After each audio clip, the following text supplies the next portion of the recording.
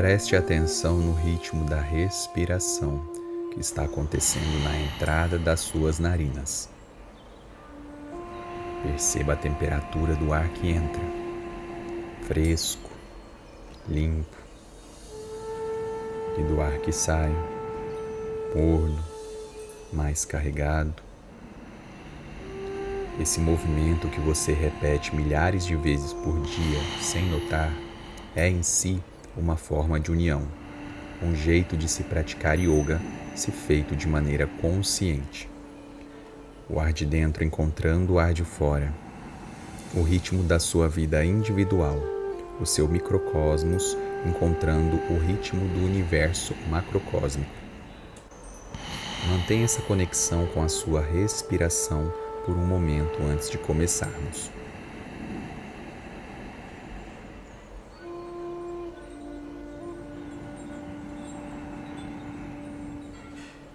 Antes de existir um único texto sobre yoga, existiu o som, a voz.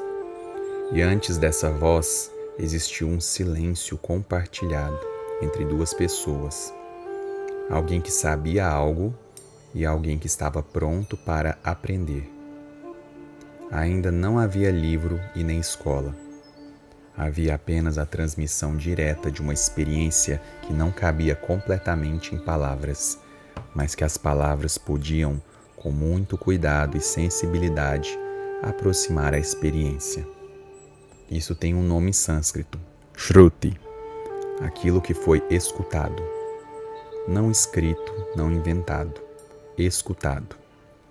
Os sábios antigos da Índia não diziam que haviam criado os ensinamentos, diziam que os haviam escutado. Dos elementos, da natureza, do silêncio entre dois pensamentos, de uma presença superior que ainda não tinha um nome específico.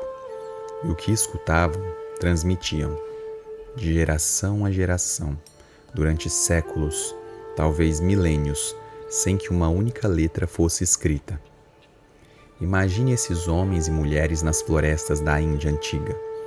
Eles não tinham manuais, não tinham espelhos para corrigir postura, não tinham cronômetros. O que tinham era a natureza, o silêncio e o próprio corpo. E foram percebendo aos poucos que o corpo não era apenas um fardo ou uma ferramenta de trabalho. Era um laboratório vivo.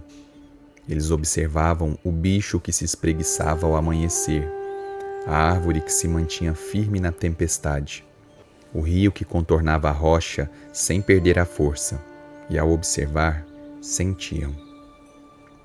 E percebiam também que certas formas de respirar ou de se sentar alteravam o movimento dos pensamentos e a qualidade dos sentimentos. Que o silêncio externo podia convidar um silêncio interno. Não era técnica por técnica, era uma pergunta viva no dia a dia. O que acontece comigo quando eu paro? O que resta quando o barulho das minhas preocupações silencia? Esse saber que nascia da observação e da experiência direta precisava ser transmitido. Mas não podia ser simplesmente copiado, não como uma receita ou fórmula pronta. E havia uma lógica profunda nisso. Quando o ensinamento vive apenas na memória e na voz, ele precisa ser praticado para não se perder. É preciso incorporar. É preciso que o conhecimento desça da mente para o corpo, da teoria para a vida prática. Caso contrário, ele simplesmente desaparece. A tradição oral era, nesse sentido, um filtro natural. Só sobrevivia o que era vivido. E havia algo mais. Quando o ensinamento passa de pessoa a pessoa, ele carrega junto algo que nenhum texto consegue preservar completamente: a presença viva de quem ensina. O tom da voz, o momento certo, a pausa antes da palavra mais importante, o olhar que diz o que a voz não consegue. Os indianos antigos chamavam essa corrente de parampara, a transmissão ininterrupta dos ensinamentos de mestre a discípulo. Uma linhagem viva, onde cada elo é um ser humano que recebeu, praticou, entendeu e passou adiante.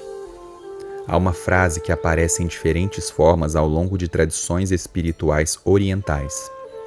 Quando o discípulo está pronto, o mestre aparece.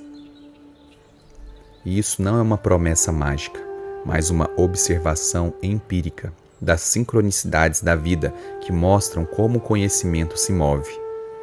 Ele encontra quem desenvolveu a capacidade de receber, de quem tem olhos para ver e ouvidos para ouvir de verdade, no sentido mais profundo que essa afirmação pode ter. E aqui vale uma distinção que essa tradição fazia com muita clareza.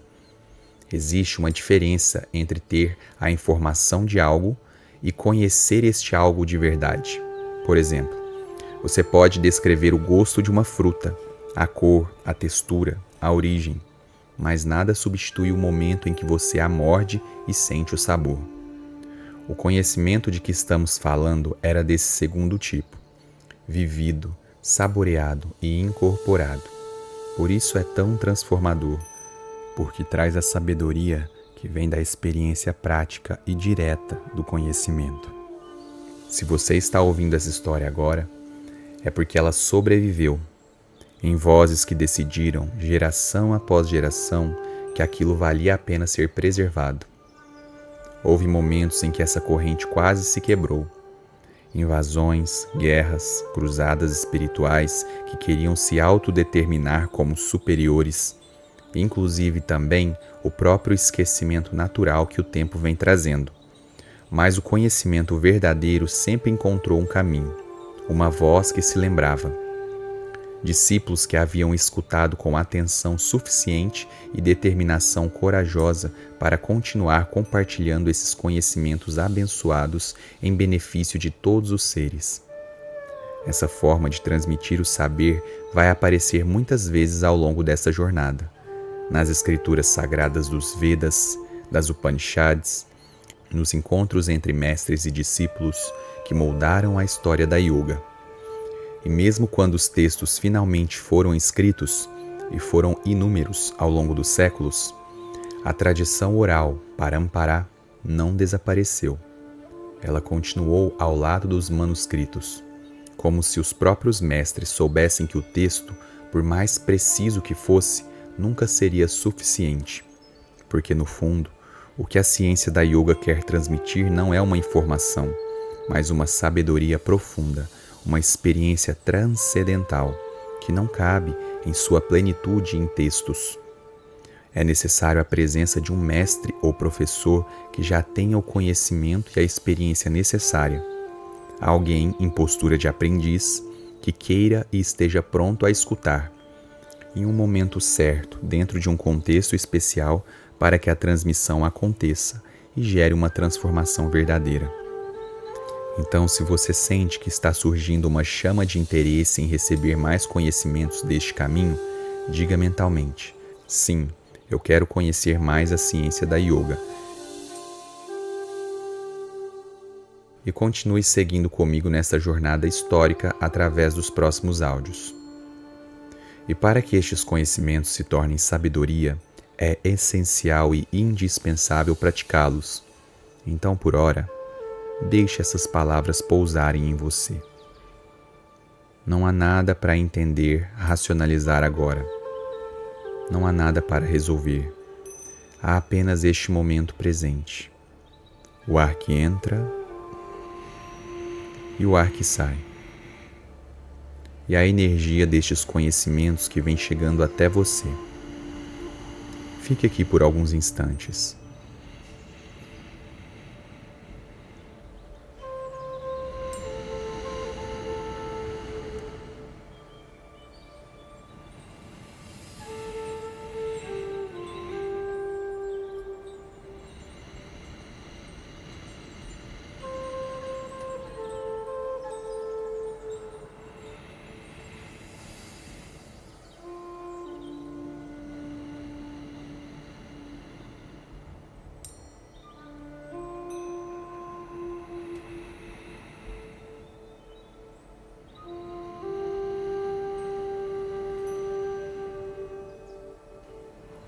A Parampara sempre precisou de dois lados, alguém que soubesse e alguém pronto para receber.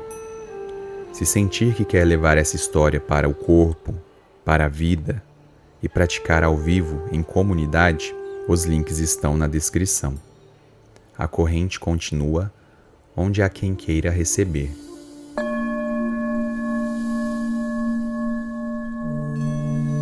Pela paz, pela presença e pelo simples fato de estarmos vivos. Namastê.